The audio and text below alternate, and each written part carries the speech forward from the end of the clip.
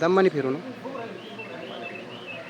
नमस्कार. आज केंद्र खुर्द ग्रामपंचायत येथे भेट दिली असता ग्रामपंचायतमधील ग्रामसेविका काळे मॅडम यांच्याशी चर्चा केली आणि त्यांच्या चर्चेदरम्यान अनेक समस्यांचं निराकरण करण्यासाठी त्यांच्याकडे विनंती केली आणि त्यांनी या समस्या सोडवल्या जातील असं सांगितलेलं आहे. या ग्रामपंचायतमध्ये नागरिकांसाठी डस्टबिन आलेले आहेत. गेल्या 1-1.5 वर्षापासून डस्टबिन आलेले आहेत. ज्यांनी घरपट्टी पाणीपट्टी भरली आहे अशाच नागरिकांना या डस्टबिन दिलेल्या आहेत.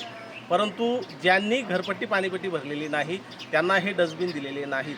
ग्रामसेविका यांच्याकडे मी विनंती केलेली आहे, उद्याची निवडणूक झाल्यानंतर ज्या नागरिकांना डस्टबिन दिलेले नाहीत त्यांना वितरित करण्याची मी विनंती केलेली आहे आणि त्यांनी मला सांगितलेलं आहे की हे डस्टबिन त्वरित वितरित केले जातील, कारण हे जनतेच्या करातून घेतलेले आहेत आणि हे डस्टबिन येथे ठेवता येणार नाहीत.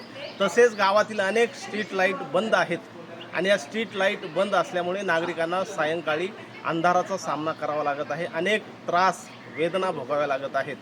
इलेक्शन झाल्यानंतर या स्ट्रीट लाईटसुद्धा लवकरात लवकर चालू केल्या जातील असं ग्रामसेविका काळे मॅडम यांनी सांगितलेलं आहे.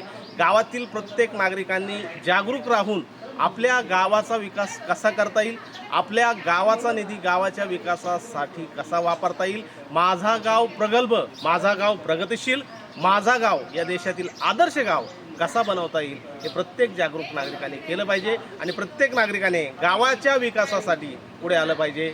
धन्यवाद. करतो.